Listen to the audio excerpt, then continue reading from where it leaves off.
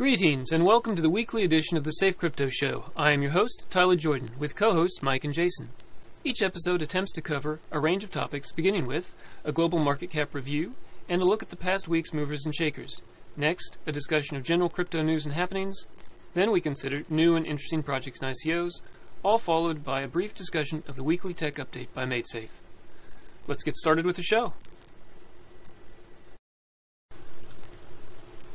Safe Crypto Show disclaimer. Please keep in mind at all times that we, the hosts and guests of the Safe Crypto Show, are not offering or giving investment advice. We only state our personal opinions and thoughts on our own interests. By watching, you agree to not hold us responsible for any losses you may incur by executing trades or by maintaining holds based upon the subjects discussed in our episodes. It is Friday, the 11th of May, 2018. Today I'm flying solo with my co-host having a week off, so let's begin. Topic 1, the weekly roundup.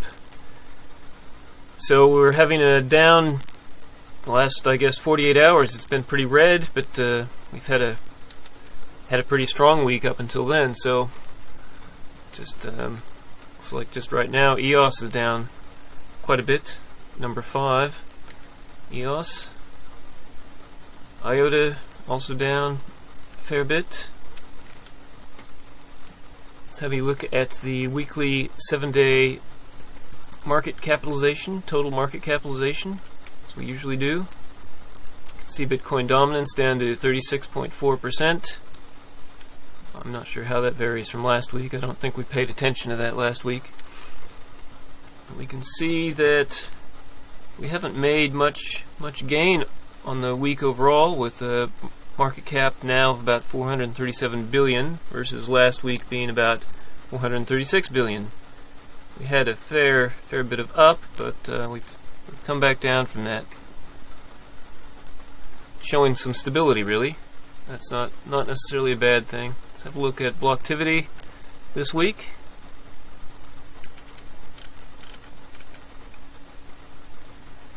As usual, Ethereum is pegged with 36,214 unconfirmed transactions. That's a bit higher than what we've seen, I think, in previous weeks. Not looking too good for Ethereum. It continues to increase in activity with no real remedy at hand.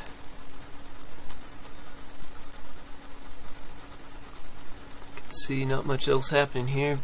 Everything pretty much the same. I guess BitShares is actually number 1 versus Steam. Steam had been number 1. BitShares has been climbing in activity. It's gone up a fair amount. It's interesting to see. I'm not sure what's happening with BitShares. I'll have to see if there's any particular news on that. So let's get into the news segment. So I've got, first off, New York Stock Exchange plans for physical delivery of Bitcoin paves way for major crypto adoption, analysts say. Analysts Dominique Chu and Robert Kelly weighed in on recent reports that the New York Stock Exchange plans to offer Bitcoin swap contracts. This was on CNBC on Tuesday, May the 8th. Both Chu and Kelly argued that the fact that these contracts would be settled with the delivery of Bitcoin itself is an important factor in Bitcoin's mainstream adoption. Both commentators were unanimous in considering that the plans of the New York Stock Exchange parent company, the Intercontinental Exchange, ICE, news of which comes from multiple reports citing sources familiar. If true, this could be of momentous consequence for the future of crypto. Whereas the futures contracts currently being offered on the CME and CBOE, the Chicago Mercantile Exchange and the Chicago Board of Exchange, are ultimately settled in fiat as opposed to crypto. Kelly emphasized that ICE's suggestion that crypto swap contracts will be settled in Bitcoin is a significant milestone that could herald major Wall Street crypto adoption. Kelly explained, quote, "The physical delivery of Bitcoin means that ICE has a custody solution. That has been the big hurdle. How do you hold onto these assets? These are generally bearer instruments, and so you have to have a third-party custody person. That's the big deal. They have come up with a custody solution for institutional holders. Cold storage custodian solutions are currently offered by small operators, and ICE has not confirmed whether it plans to build an in-house cold storage solution or to outsource it. Indeed, ICE has so far declined to comment on the reports at all. Kelly said that if ICE can offer a custodian solution that is SEC qualified and fits with the SEC's compliance requirements, this would open the floodgates to institutional capital, resulting in some big price moves in the crypto markets. A custody solution would also open the door for pensions and endowments, he said, leading him to conclude that cryptocurrencies now, quote, look to be becoming an emergent asset class, most obviously at the expense of gold. Kelly noted that the markets have been slow to respond, suggesting that many are underestimating the significance of the news.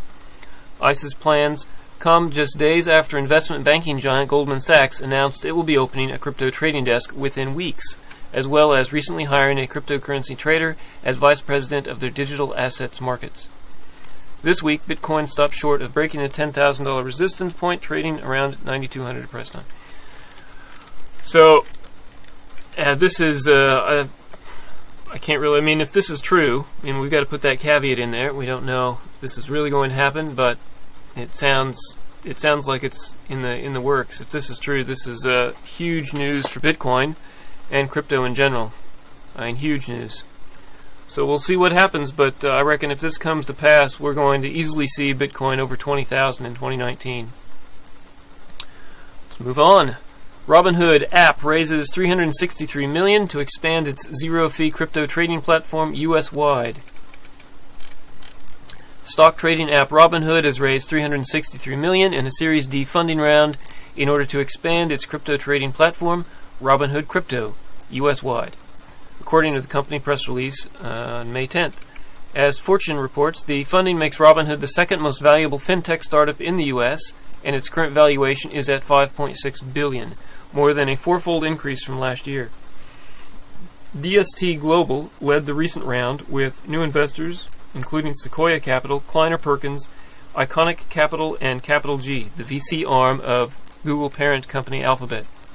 Over 4 million users have now opened brokerage accounts with the service, which has been offering a crypto-specific platform since February, currently available in 10 U.S. states.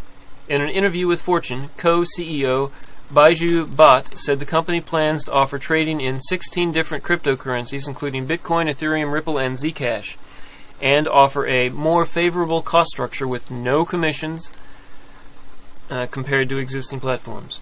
Bhatt also emphasized that Robinhood is already a registered broker-dealer with the SEC, the U.S. SEC, unlike leading U.S. crypto trading platform Coinbase. The latter currently has around 20 million users and lists only 4 cryptocurrencies, according to Fortune. Notwithstanding Robinhood's aspirations to outstrip its rival, both will soon have to contend with major institutional Wall Street players on the verge of entering the Bitcoin trading market. Investment banking giant Goldman Sachs recently announced it will be opening a crypto trading desk within weeks, and ICE, the parent company of the New York Stock Exchange, now reportedly plans to offer Bitcoin swap contracts settled in Bitcoin. So, yes, this is really super bullish for crypto in general. Super bullish. Next article: class action lawsuit against Ripple alleges sale of unregistered securities. Law firm Taylor Copeland Law has filed a class action suit against Ripple Labs for the sale of unregistered securities. According to the official complaint filed yesterday, May 3rd, the lawsuit targets Ripple, its subsidiary XRP, and Ripple CEO Brad Garlinghouse, alleging that Ripple's sale of XRP tokens is a violation of U.S. securities laws. According to the complaint, the plaintiff, an individual named Ryan Kofi, purchased 650 XRP on January 5th and sold it on January 18th of this year for a US dollar tether, which he then exchanged for US dollars, sustaining a loss of around 32%, or $551.89. One of the points in the body of the lawsuit is that the plaintiff did not expect to lose money on his investment due to the promotional practices of Ripple Labs, i.e. retweeting favorable articles about XRP and attendance by Garlinghouse at crypto conferences. Quote, XRP purchasers reasonably expected to derive profits from their ownership of XRP, and defendants themselves have frequently highlighted this profit motive. Given its reliance on sales of XRP, it is unsurprising that Ripple Labs aggressively markets XRP to drive demand, increase XRP's price, and thus its own profits. End quote. The class action suit alleges that the defendants have violated both the Securities Act and the California Corporations Code, plaintiffs on whose behalf Kofi filed the claim, and which are written as being, quote, so numerous that joinder of all members is impracticable. They are asking for payment of attorney's fees, the cost of the suit, and punitive damages. In addition, they request that the court declare the sale of XRP an unregistered securities sale and to prevent the defendants from further violating securities laws. Tom Chanik, a spokesman for Ripple, told Cointelegraph in an email today that according to the company, Ripple is not a security under U.S. law. Quote, we've seen the lawyers tweet about a recently filed lawsuit but have not been served. Like any civil proceeding, we'll assess the merit or lack of merit to the allegations at the appropriate time. Whether or not XRP is a security is for the SEC to decide. We continue to believe XRP should not be classified as a security, end quote. Although the amount of money lost, as per the complaint, around $550, may seem relatively small, crypto Twitter persona Whale Panda noted on Twitter that the amount lost isn't that important. Quote, what people don't seem to realize is that it's not about the amount, but it's about setting a precedent. Whale Panda quote. Reddit users commenting on Ripple's subreddit page mainly offered negative comments about the viability of the lawsuit, with user 6hours8 writing, quote, I lost money because I FOMO'd, end quote. It's pretty much the complaint. David Silver, a partner at Silver Miller law firm known for its multiple crypto-related class action lawsuits, also commented on the case, telling Cointelegraph, quote, lawsuits like this are simply private litigants testing the legitimacy of these companies. As a crypto advocate who believes in accountability, I believe judicial clarity should be welcome in the industry, end quote. At the end of April, former Goldman Sachs partner and U.S. regulator Gary Gensler said that he believes both XRP and Ethereum should be considered securities under U.S. law. According to Gensler, quote, there is a strong case for both of them, but particularly Ripple, that they are non-compliant securities, end quote. Well, this has been ongoing, an ongoing question about whether different particular currencies, cryptocurrencies, or crypto coins are actually securities.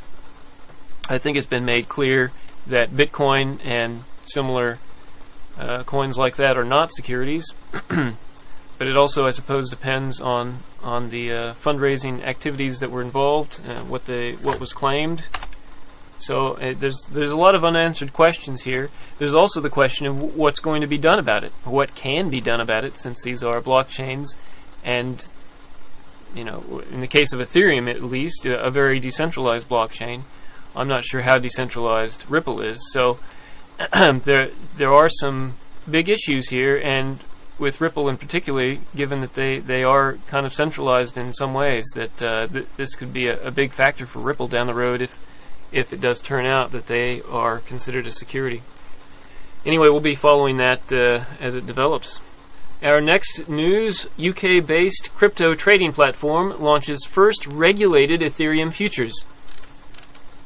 Crypto Facilities, a UK-based cryptocurrency trading platform, has launched the first regulated futures contracts for Ethereum, the world's second largest digital currency by market capitalization. Crypto Facilities, which is regulated by the Financial Conduct Authority, the FCA, in the UK, started trading Ethereum derivatives contracts Friday at 4 p.m. UK time.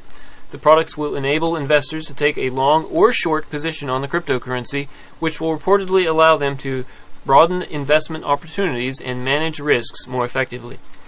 With Ethereum Futures, the London-based firm will expand its derivatives offering, which currently includes Bitcoin and Ripple futures. Liquidity for the Crypto Facilities Ethereum Futures product will be provided by trading firms Akuna Capital and B2C2, which are based in Chicago and London respectively. Tim Schaeffler, CEO of Crypto Facilities, said, quote, the Ethereum network is a preeminent blockchain for smart contracts, and we believe this new trading instrument will attract more investors and bring greater liquidity to the marketplace. Reports of regulatory uncertainty have surfaced regarding whether Ethereum qualifies as a security, a claim which Ethereum Foundation co-founder Joseph Lubin refutes. Regarding the recent controversy, Schaeffler said, quote, whether Ethereum is a security is a matter for different jurisdictions to decide. Crypto Facilities is a derivatives platform and complies with the applicable regulation, end quote. Schaeffler also stated that the presence of Ethereum futures will signal that it has matured in a fashion similar to that of Bitcoin. Quote, Bitcoin has gone through a process of maturation as a financial asset with a futures market in the past year, and Ethereum is following a similar path this year. In December 2017, the Chicago Board Options Exchange, CBOE, started Bitcoin futures trading. A week later, Chicago Mercantile Exchange introduced Bitcoin futures as well. Recently, the Federal Reserve Bank of San Francisco issued an economic letter suggesting that the Bitcoin price decline following its $20,000 peak was the result of the launch of Bitcoin futures trading by CBOE and CME. The letter states that the introduction of futures didn't cause the Bitcoin price to collapse overnight due to the relatively low trading volume of Bitcoin in the futures market. So, all very interesting. Could this lead to disruption in the Ethereum price? We'll see what happens. I'm a bit skeptical. I don't think this exchange is nearly as big as CBOE and the CME group, so I doubt it can have that significant of an influence, but could have a little bit, and hopefully it'll improve stability. Our final news article this week, Facebook exploring making its own cryptocurrency. Facebook is reportedly exploring the creation of its own cryptocurrency, news media outlet Cheddar reported on May 11th. According to Cheddar's anonymous sources, people familiar with Facebook's plans, the social media giant is very serious about plans to launch an in-app virtual coin. The unconfirmed information comes the same week the platform announced that David Marcus, head of its Messenger app, would transfer to heading a dedicated blockchain research group.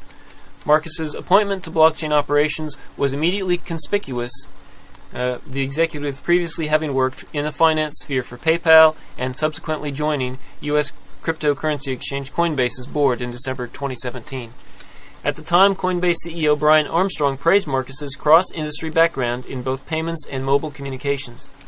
The move nonetheless provides for a curious juxtaposition for Facebook, the platform having banned cryptocurrency-related advertising across its network in January, also citing, quote, misleading or deceptive promotional practices, end quote.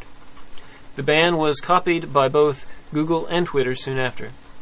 Now, normally I don't like to do news articles from unconfirmed, anonymous sources, but this is so huge, really. I mean, if Facebook were to launch a cryptocurrency,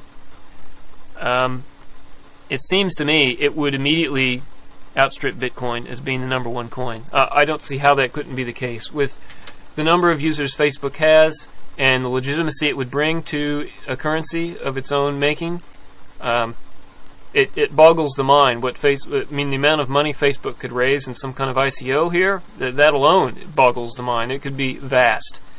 And they could easily move into top place on CoinMarketCap. I think I kind of hope they don't do this, to be honest. But I don't know. I can't predict the future, and it may have some really good outcomes, but I'm not a fan of Facebook for sure. They are... Well, you know what they are. I don't have to say. I'm going to leave it at that. So that's all I have for the news today. I'm just going to go straight into the maidsafe update. To the top of the page here.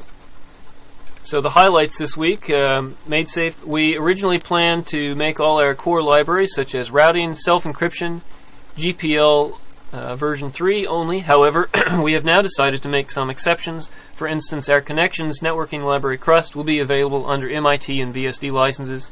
Many other utility libraries are also now going to be made available under this dual license. Second highlight, Ravender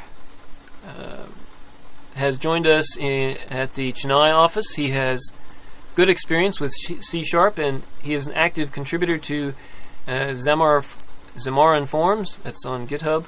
We're looking forward to working with him. And highlight number 3, the Bindgen branch has been merged upstream.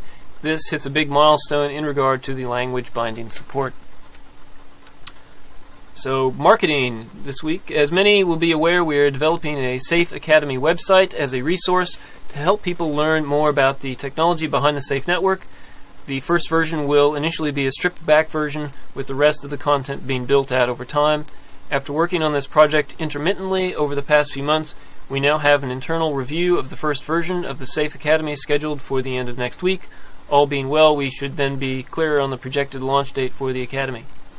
I'm really interested in, when they get that launched, we may start doing special episodes to cover different aspects of Safe Network, using the Safe Academy website as a bit of a backdrop for that. So, yeah, I'll really look forward to that. We'll have to see what happens there.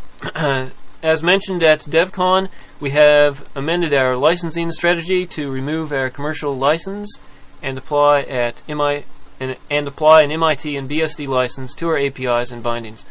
As some of you have seen during this last week, Nikita and other members of the team, Marcin and Srini, I think I'm pronouncing that correctly, have been making these changes in GitHub. We originally planned to make all our core libraries such as routing, self-encryption, etc. GPL version 3 only. However, we have now decided to make some exceptions. For instance, our connections networking library, Crust, will be available under MIT and BSD licenses. We have decided to do this for this library because it is a highly useful library that will help a number of other decentralized projects. By applying permissive open source licenses, it will enable developers who fork Crust to have complete flexibility in licensing their derivative work as they see fit. This should in turn lead to more developers using Crust. We believe this move strikes the right balance between ensuring that we lock the fundamental components of the network as being open for all, whilst also giving some highly useful tools back to the Rust and decentralized communities. We're very much looking forward to seeing what they create with it. To support these efforts, we will start to make more developers aware of Crust features and benefits in the coming weeks, which can only be good for the Safe Network and the community in general.